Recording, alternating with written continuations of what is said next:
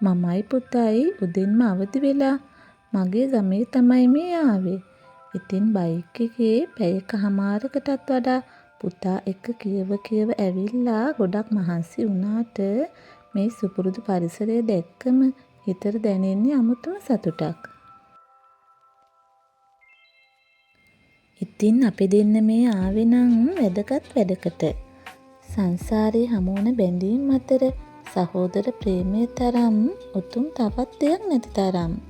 අපේ පවුලේ බාලයා අපි හැමෝගෙම ආදරේ දිනාගත් පැටියෝ ඔයා අපෙන් සමුගෙන ගිහින් දැනට අවුරුදු 5ක්. ඒත් ඔයාගේ හිනාව, ඒ මතකය තාමත් අපේ ගෙදර හැමතැනම රැඳිලා තියෙනවා. ඉතින් ඔයාව මතක් කරලා ඔයාට පින් දීලා අපි ඔයා වෙනුවෙන් දෙන දානමය පින්කමට තමයි අපි දෙන්න මේ ආවේ.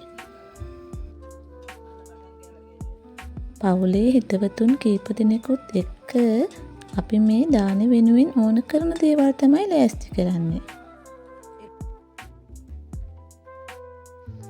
මල්ලි ජීවත් වෙලා ඉන්න කාලේ ගෙදර හදන අලුත් හැම කෑමකම මුලින්ම රස බලන්නේ එයා. ඒ වගේම තමයි වැඩිපුර තියෙන හැම දෙයකම අයිතියත් එයාටම තමයි.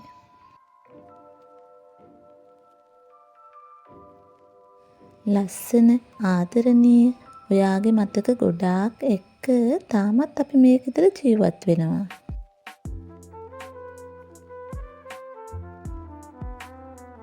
එක මොහොතක ඔයා නැති බව දැනෙන ඒ හැඟීම පිටවෙන ලොකු සුසුමකින්. පෙබරවාරි 3 වෙනිදා ඔයාගේ 24 වෙනි උපන්දිනය ලස්සනට සමරලා ඒ අවුරුදු 24 පුරාවටම ආදරණීය මතක ගොඩාක් ඉතුරු කරලා පෙබරවාරි 8 වෙනිදා ඔයා යන්නම ගියා.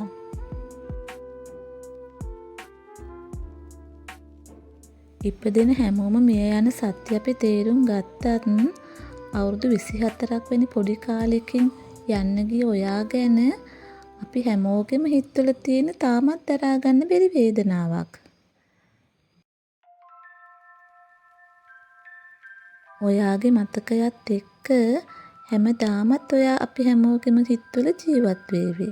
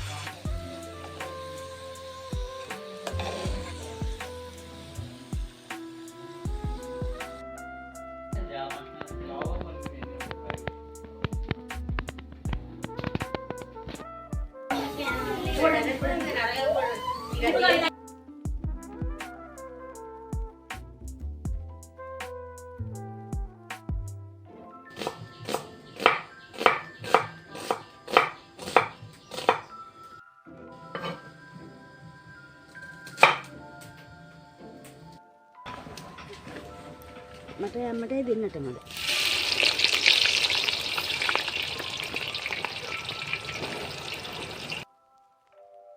දානෙට දවස් 2කට විතර කලින් ඉඳලා තමයි අපි හැමදේම ලෑස්ති කරේ. ඉතින් අද තමයි දානට කලින් දවස. අද රැට තමයි බණ තියෙන්නේ.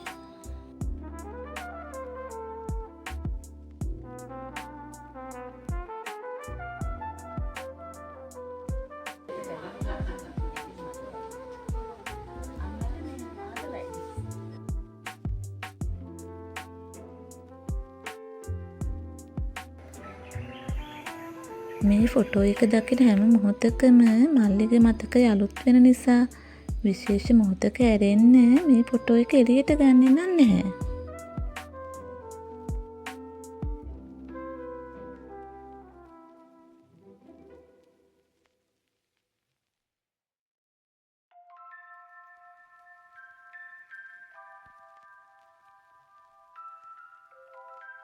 ධනං සරණං ගච්ඡාමි සංඝං සරණං ගච්ඡාමි Dutiyampi buddhang saranang gacchami Lokavidum anuttaro purisa dhammasarati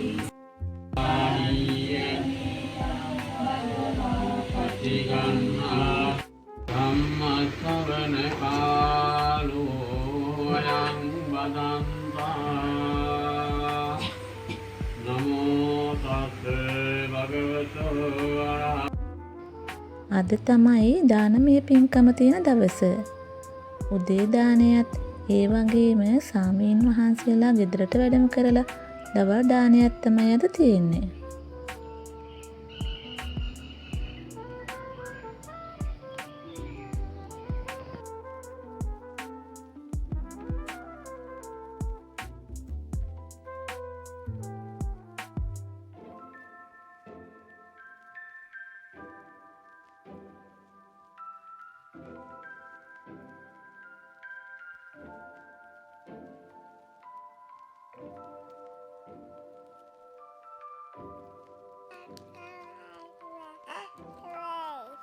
ගෙදරක දානමය පින්කමක් කියන්නේ පවුලේ හැමෝගෙම උදව් ඕන කරන වෙලාවක්. ඒ වගේම තමයි මල්ලිගේ දානය වෙනුවෙන් පුළුවන් හැමෝම ඇවිත් උදව් කරා.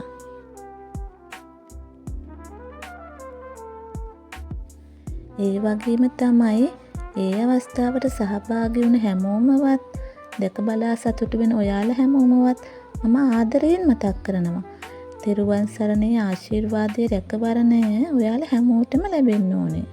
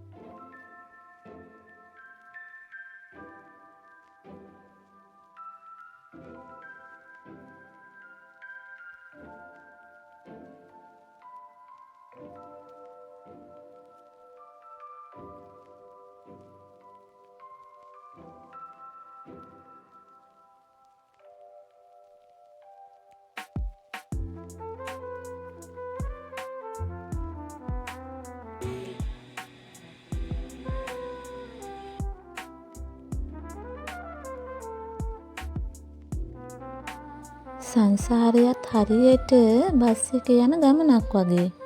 අපි හැමෝම එකම බස් එකේ යන අතර ඔයා හැමෝටම කලින් ඒ බස් එකෙන් බැහැලා ගියා.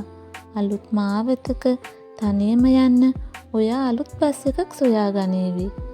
ඒ යන අතරමඟ සසර අවසාන නිවන් දකින්නකම් ඔයාට දුකක් කරදරයක් වෙන්න එපා කියලා අපි හැමෝම ප්‍රාර්ථනා කරනවා.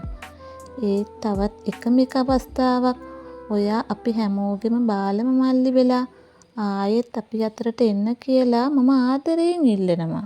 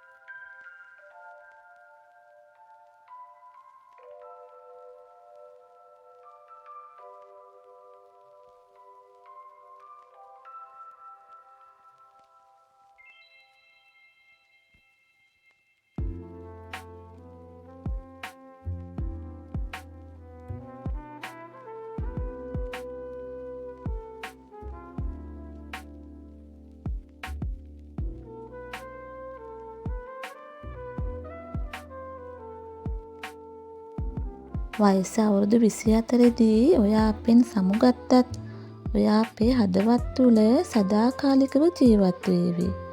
ඔයා ප්‍රාර්ථනා කරනේ උතුම් නිර්වාණ සුවය ඔයාට ඉක්මනින්ම ලැබේවා කියලා අපි හැමෝම ප්‍රාර්ථනා කරනවා. නිවන් සුව ලැබේවා පැටියෝ.